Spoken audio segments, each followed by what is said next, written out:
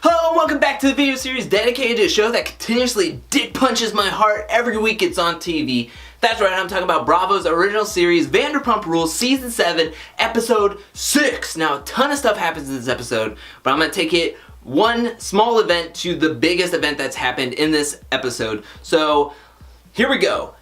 Vanderpump Rules and Bachelor Nation join up in this crossover we've all been waiting for. That's right, Scheana is out on a date with Robbie Hayes, who you may remember from Bachelorette and Bachelor in Paradise.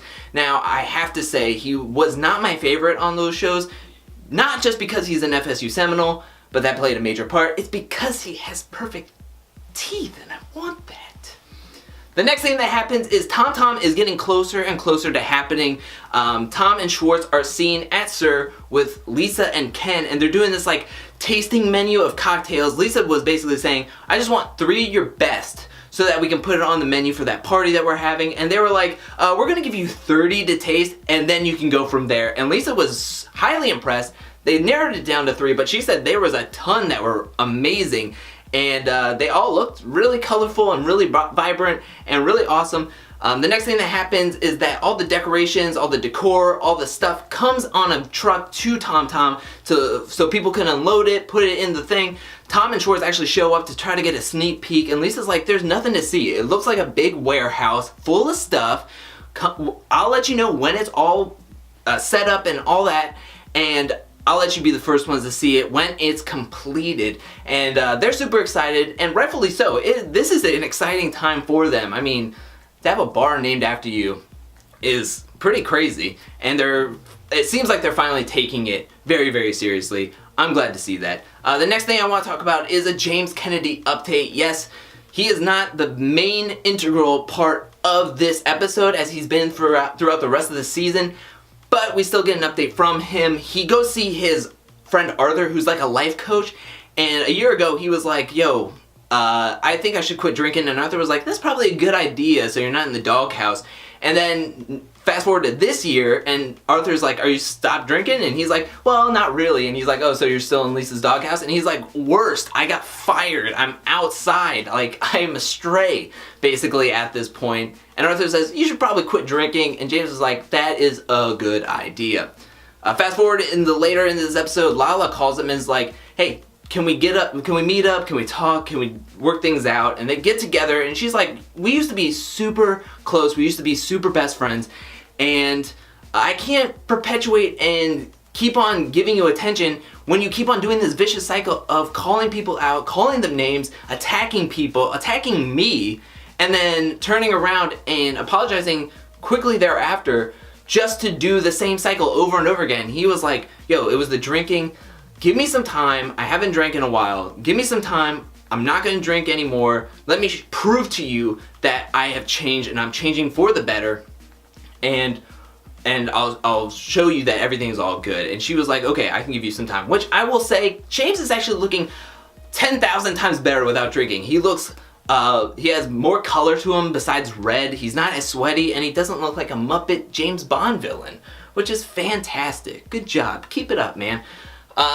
Which I want to bring up James's the staff meeting about James that Lisa decides to hold, and she basically wants to get everybody's opinion about it, that he's not working with them anymore. How does everybody feel about that? Which I thought was gonna be like, yeah, we all don't like him.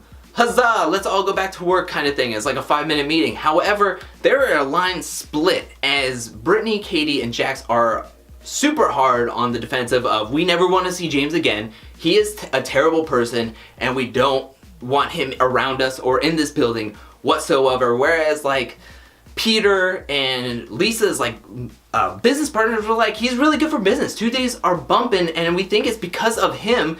And they were like, we don't want to work with him. Where Scheana says, yo, give up Tuesdays and Thursdays. He only works those 2 days. Stop working those 2 days, and you will never see him. Which they were like, no, Tuesdays are the most busiest and the best tips. Which, is that because of James, or is James a factor in that? Maybe we'll see later down the road. The last thing that happens is Billy Lee actually says, we should talk about Kristen and how she shouldn't be in here because sometimes she just comes in while he's DJing on purpose to rile him up and get him all going.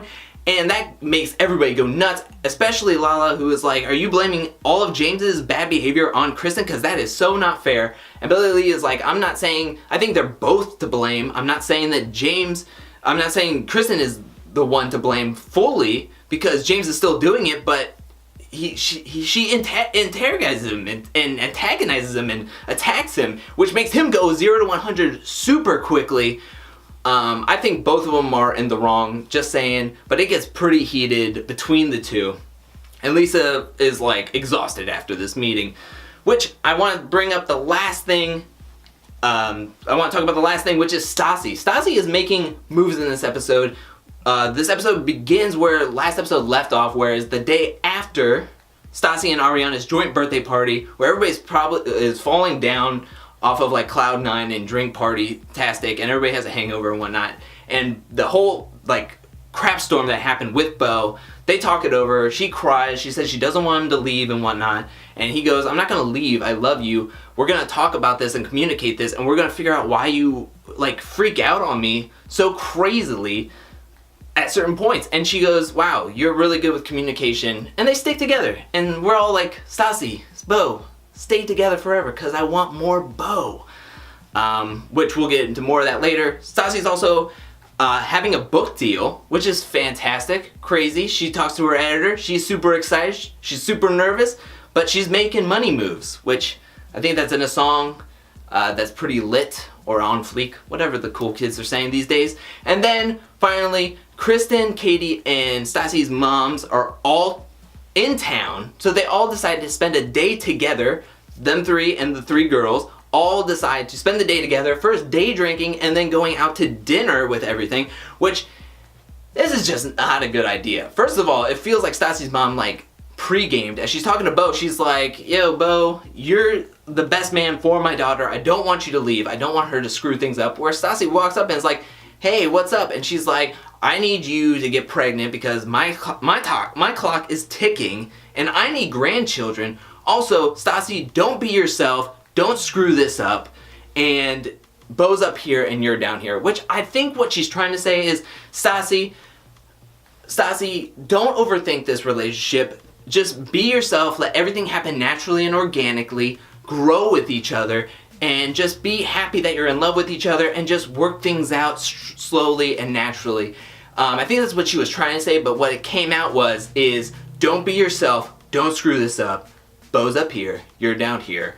Which is horrific for anybody to say to anything, especially a parent. Fast forward to dinner, which wasn't any better. Stassi basically has her mom cry, having to leave. Kristen's mom goes and consoles Stassi's mom, where then Stassi at the table starts crying, and Kristen actually consoles Stassi, which then Katie put it perfectly. She was like, I feel as though my future and my present are colliding, and it's just so weird. And it was so weird to see the mannerisms and everything. It's like, whoa, they are related. This is nuts.